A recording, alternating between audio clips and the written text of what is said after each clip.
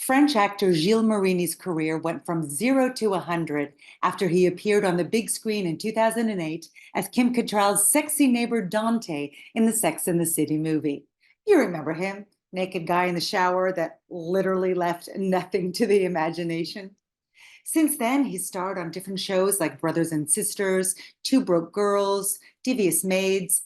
But Americans got to know more of him as a person with his two turns on Dancing with the Stars, season 8 and season 15. Currently, Gilles stars in the World War II drama Murder Company, and he's here to talk about all that and more.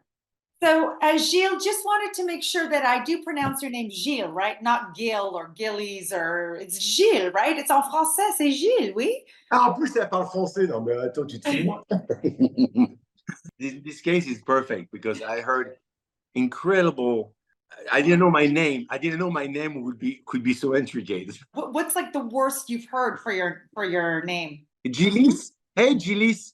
I'm like, and I always tell my mom, why you give me that name? It's tough with Americans.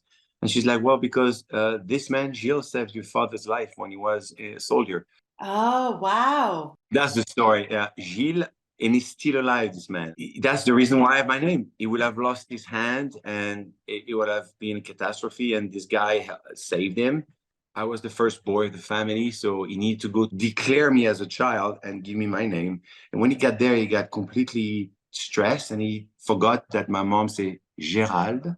And then the only person who came to his mind is the man that saved him, and he called him Gilles. That's actually a lot of weight to bear on your shoulders in a way. Yeah, you just reminded me that I must take the phone and pick it up and call Gilles and say, hey, I just want to say I love you. Let's talk about people saving people, soldiers saving soldiers. Your current film, Murder Company, a World War II film. Tell us a little bit about what this film is. And also, is it based on a true story? Yeah, and more. So Murder Company it's a movie about a group of soldiers that were not in the same company and all converged being attacked and ambushed by Nazi Germany. So they are separated and all gather into an infantry where General Haskell, played by Kelsey Grammer, giving them a new mission. Those landings have begun. There's Ramsey. He is the highest-ranking SS officer.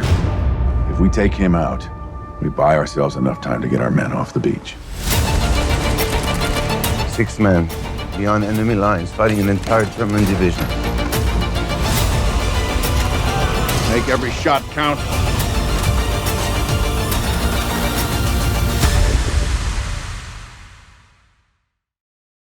So yes, it comes from a true story, and those guys get together, and the order is to, not sure if you're going to make it because there's a lot of them, and we kind of all lost it here. So we're sending you to free this sniper, but pretty much they rescue this French resistance activist, and he's a First World War veteran who is an incredible sniper, is known. And then the mission is to assassinate a high-rank German from afar. So if they can take me to a mile away or 2 miles away, I take him out.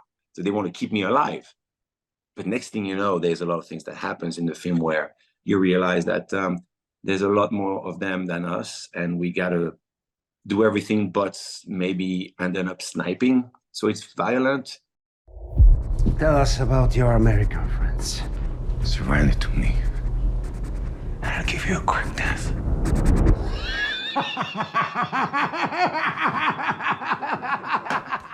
First and foremost, I did this job because of my grandmother.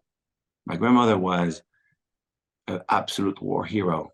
My mom's mom was part of the resistance and was doing some stuff that not even men were doing. Keep in mind, 88% of the French people said, oh, welcome, German. Here's the Jews. They're here. It was very convenient for the French. 12% rebelled, became the resistance. And one of them, I guess, was my grandma. For all the stories and the nightmares and what she was saying to us, you could tell that was that generation who suffered greatly. But she was very active. She was doing the man work. She was getting rid of high-rank German. Period. That was her job. I wanted to give all the respect in the world doing this film. I play my grandmother in this film. That's how you channeled the character, is that 100%. There's no 1% I channel anybody else. Because my grandma was a broken soul who died with Parkinson, a knife in her hand, and dead eyes. Both of them were black and solid. She lived too much. And I understand, since you're 18 years old, you see desperate murder and rape and this and that. No, it's not a life. So from her demeanor, her darkness, I picked all of it. And I was like, that's the guy. If his family is murdered by this guy, why would you want to live? What else do you have except the glimpse of hope of murdering someone else? That is where the man is completely PTSD. And that is why during the film, you don't see him being so involved with that team. It's a very delicate balance. And I think that director Shane understood that clearly and let us fly a little bit more than if we shoot like a big budget movie. What's interesting is that you mentioned your grandmother having served, your father having served, and you also served in the French army, did you not? Yes, I did, yeah. And my son that just, I cannot be emotional here. Yes, you can. I have kids. It's your kid. They're kids, right? They're kids. Well, he's an officer in LAPD. There's no better man in this family than my son. Going at 23 years old, 25 years old now, because he started 23, and going the street of LA. Do you want to talk about a war zone? Mm. And having a child living a life that, let's call it privilege. We can't. He had a roof under his head, so it's privilege.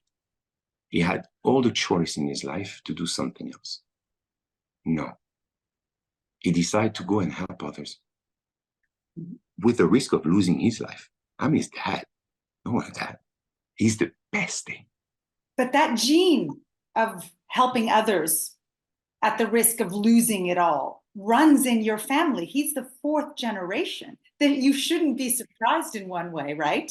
You know, I'm very blessed. At the same time, I understand the responsibility. And you know, I don't want to be so rigid, but at the end of the day, a father or a mother is bringing a child, just like animals, right? We're bringing a child to be able to, you know, have them effective in society, respectful, hard worker, or whatever it is there. But what's very important for me is to know that my children are doing something for others. I don't know. Our daughter Zorianna is getting into psychiatry because she always was attracted to kids with either Down syndrome or autistic, and that was never taught. It was her since first grade. So I'm so blessed to have those guys as children, and they really proved me that the 2.0. I mean, my father ended up being a baker. That's all I knew since I was a child, and then I go to the army, and next thing you know, he dies. So that gave me such a heartache that I wanted to escape as far as possible. And I landed in Miami with $470 and no English. That's the story. So if anything runs into the family is a little bit of courage. It does take great courage to pack up and go to a different place and where you don't know the language. I'm Ukrainian. My parents immigrated from Ukraine to Canada. And then I came to the United States, right? So my first language is Ukrainian. And I speak French because I'm Canadian. And I'm living in Los Angeles, right? With two American-born daughters, 17 and 20, right? It's a trip, right? My wife just got home, so I'm sure she hears that. Oh my God, 17 and 20? Yeah, that's a lot of work. It's very, you know what? It's very interesting how, what do we do? And being an actor, it means I have a lot of time in my hands for free. Because 80% of the time we're home and then 20% we work. And it's devastating because either you do another thing, a side hustle, or whatever they call it. But for me, money is good only if it makes you happy. So I don't need much. But I definitely want to be here next to them. And that, I think the difference is there. And if you have the opportunity to be able to do that, oh my God, do that. Yeah. And also, I do have to say European upbringing is different than a Western upbringing as well. I was hard. I was hard with my kids. 0 to 6 years old, I was tough. And I didn't know why, because I remember how I was raised. So I was hard with them, and then I realized the balance. But being hard with them-ish was great because now I've never heard a thing from both of them. Nobody's ever come to me, oh, you kids, never once. So I'm like, okay, win-win situation, I guess. Let's go back in time a little bit. After you served, and then you didn't go into baking. You went into arts and entertainment with modeling. And so, how do you pivot that way? Is it just one day someone asks you to do something, or was it a concerted effort to pursue that path? Wow, both and all the above. I'm gonna say I left France because the political landscape. I was 19 years old. We lost my father, and then the moment I lost my father, the government understood that my father was gone, so you need to replace it with 3 people, so you don't have enough income, so you need to close the bakery. So I decided to just leave. That was the greatest move, because when I arrived in America, I realized very quickly that if you have 2 hands and 2 feet and you make them work together, there is nothing you cannot endeavor. Honest to God.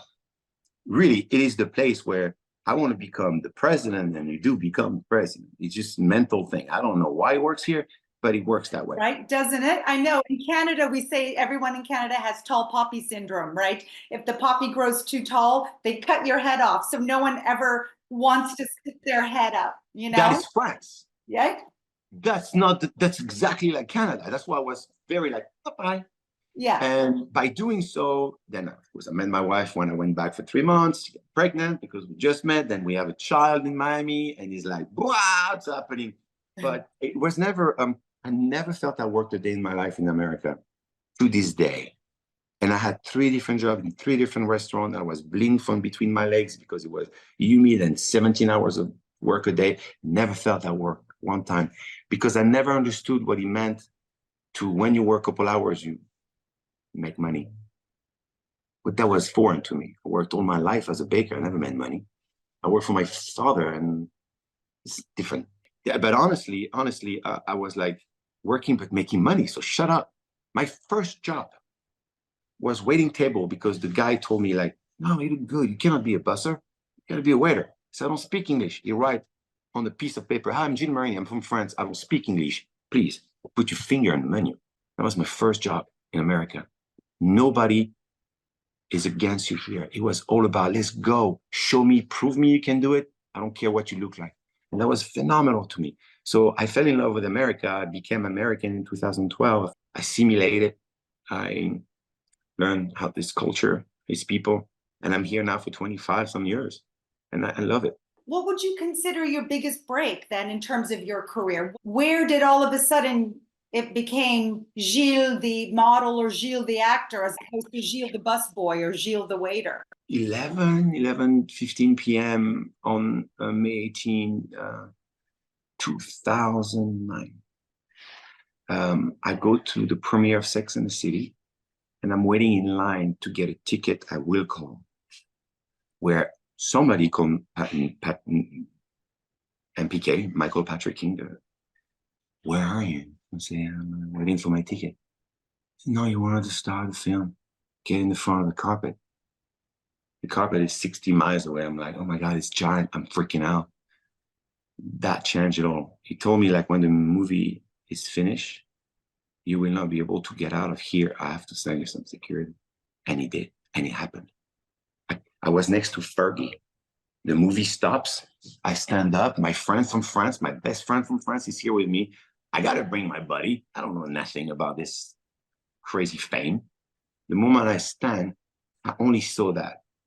People turning their head and looking where I was. And then when they capped me, it was, let's go there. My first, you know, when you have the wave of people coming, was that moment. I know my life was completely changed.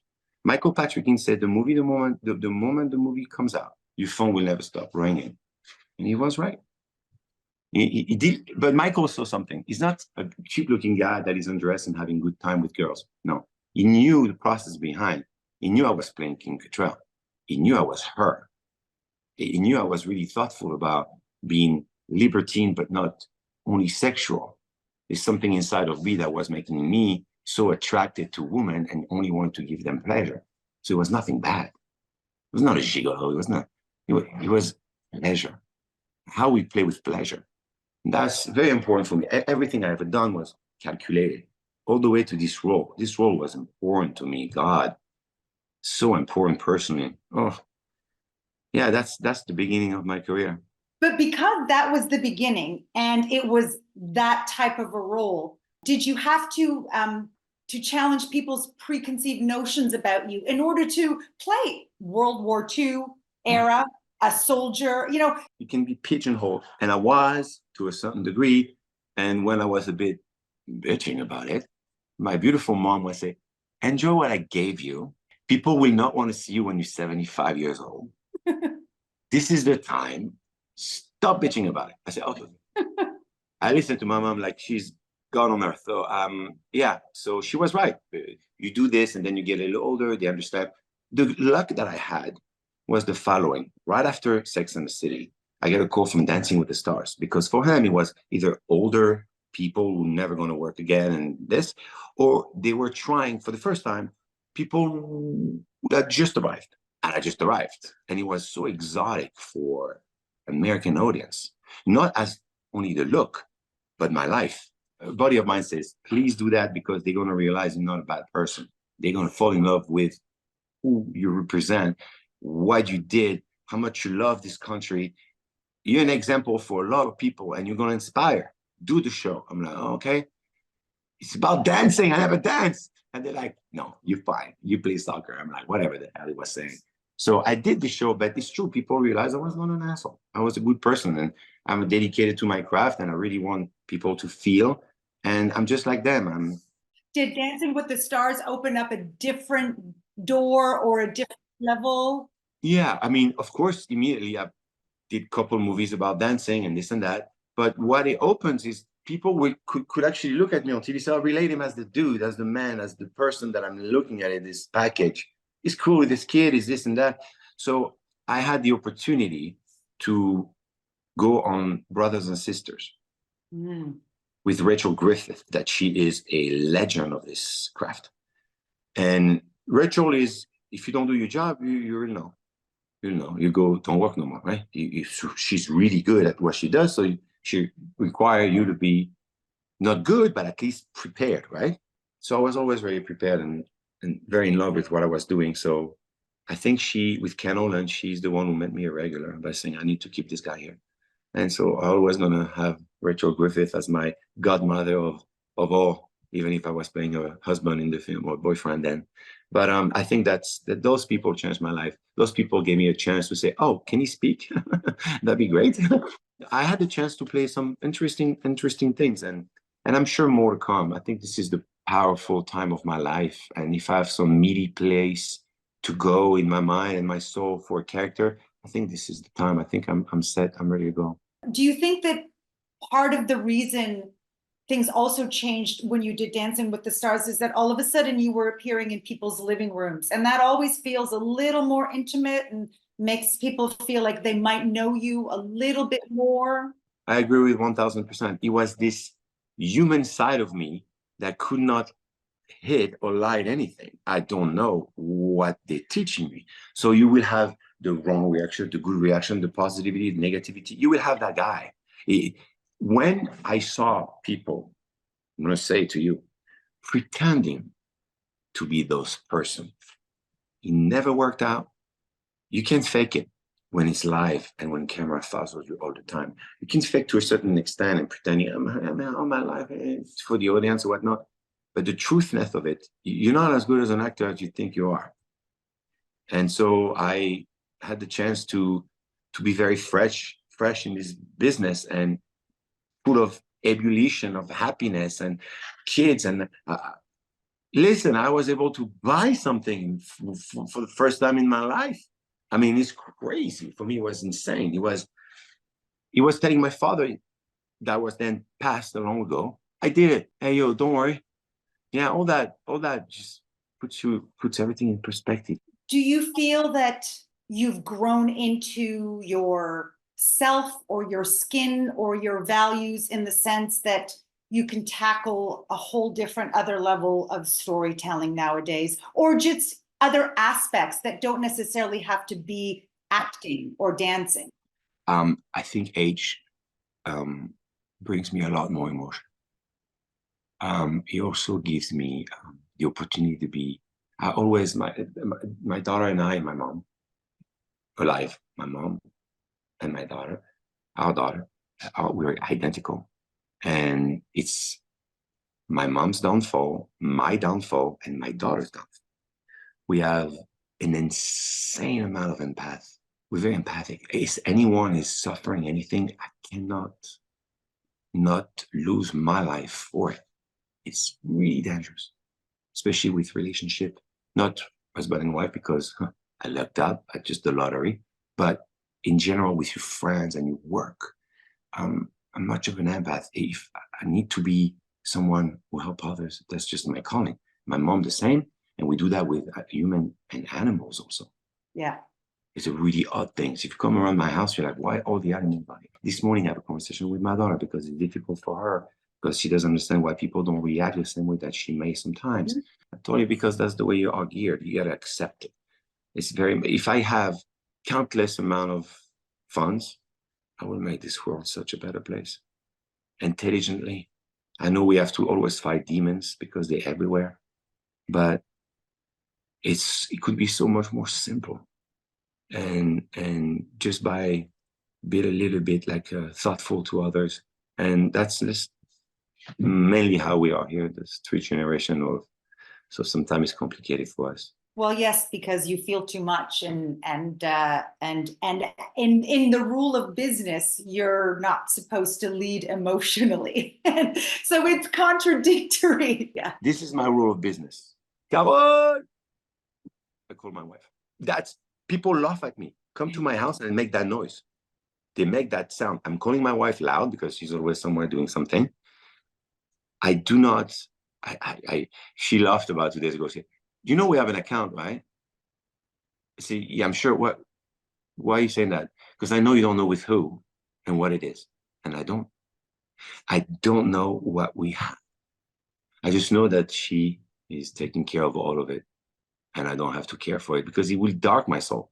I never liked the money, success, me, look at my, no, I never, even if it's not that, if the people like to get into business, to shit, man, money is only good if it makes you happy. I see billionaires wanting to hang themselves every day. I don't want to be that. So were you ever that though? Because sometimes when it starts coming in, people stray a little, or they have to go the other way only to have the pendulum swing back again. Have you ever gotten caught up in that?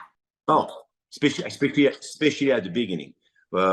Again, I have another female in my life who will just say immediately what she needs to say. I'll give you an example. When you are carried by the Hollywood industry and you mean a lot to them, you're like 7 on IMDb, life is exploding, you're on ABC at this moment, yet it's on this other network, on you everywhere. Yeah.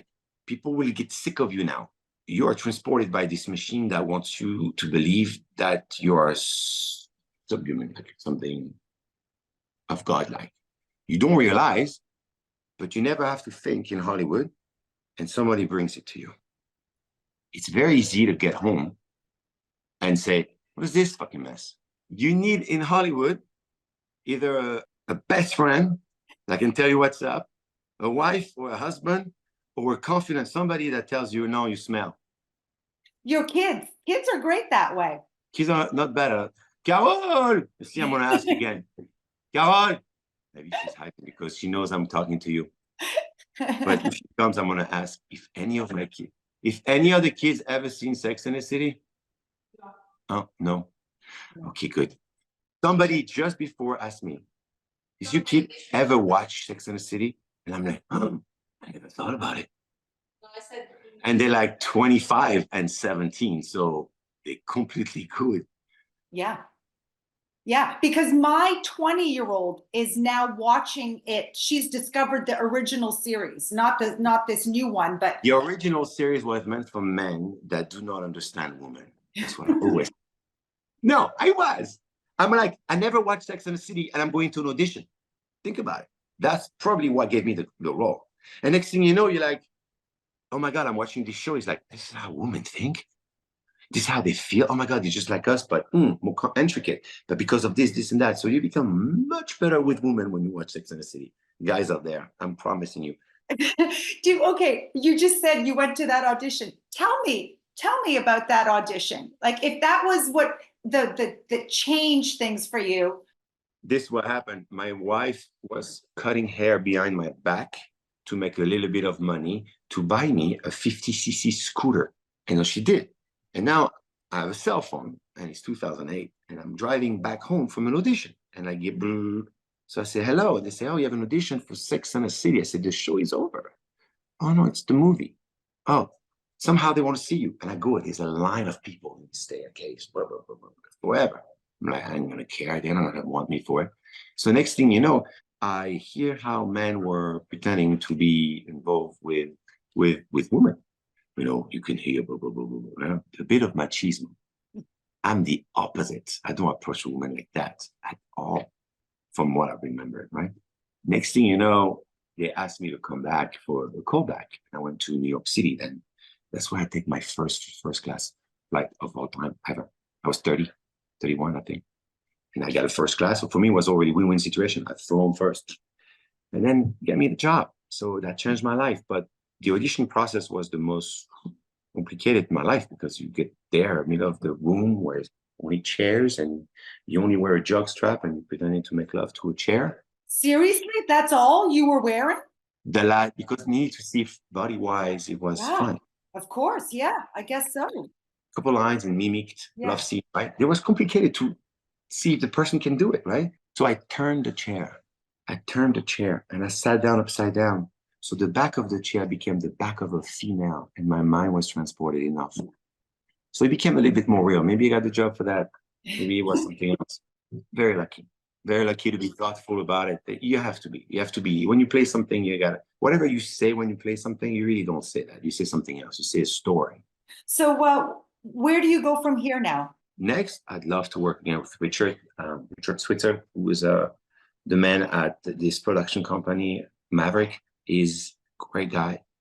Twice I worked with him. Of course, I want to do more super cool project like that, because they're always filling you with a lot of happiness inside. I have a TV show coming out called Beyond Black Beauty.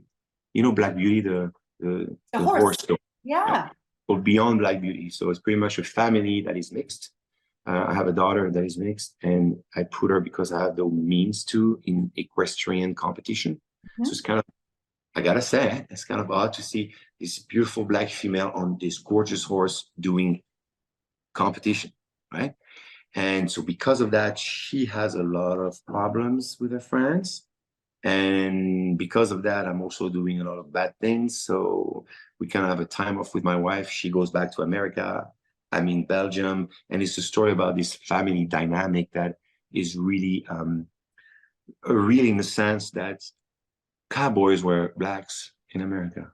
That's the truth. Yeah. And there's a lot of culture there that has never been touched, because Hollywood was cowboy and Indian, then it was this white dude shooting at the Indian, and that's it, that we saw in the 50s, 60s, whatever. I was very proud to be part of this. It's coming out at the end of July, and I believe it's Amazon. So I'm very excited. I didn't promote it yet because I guess we can't or whatever, but it's too late now. Did you enjoy working with horses, or was it? Oh my God, I love. You know what? I discovered myself we shot in Canada the entire 2022. I believe I learned how to understand more animals. I did something crazy there. Every day that I was not working, I was, as far as I can go, humanly possible, I will. Lost myself in the forest with the most deadly animals, with nothing on me. The goal was to let myself be one with nature and see what the world and the universe wants from me. And then the most incredible thing happened. What? What did the universe want from you? If he wants me to observe and be more in tune with it, and for the future help everything, that was the key. When you see, I mean, I have a cabin home. You live in LA, you know. Yeah. Close to Idlewild. But it's off-grid, so there's no humans. It's just us. I have a cougar every day. I sit outside. It's so comfortable with us now because of this emotion that I love to be with. like animals to me are speaking more my language than when I hear English. It became something so crazy. Elk never attacked me. I was 15 miles down. My wife had my location just in case I don't find me no more. Mm. It became something, I became so one with the animal kingdom. I don't know why. Just right before you, I gave food to our squirrel. Not in a cage, huh? He's outside, free. We have the rabbits outside, free. The squirrels free that we have. Possums, raccoons, we get all of that here in LA. Coyotes, deer, yeah. But he come, I mean, I video was sent you like, no, Diego, I call it Diego, my raccoon. He comes and sits next to me. He's wild as he can be. He would take your head off. But yet he goes and he does that. They have this trust in me, and I cannot explain to anyone. Juliana, I don't have to tipito. Don't worry, baby. It's an energy level, really, is what that trust is. They don't sense that there is any danger around Yeah. you.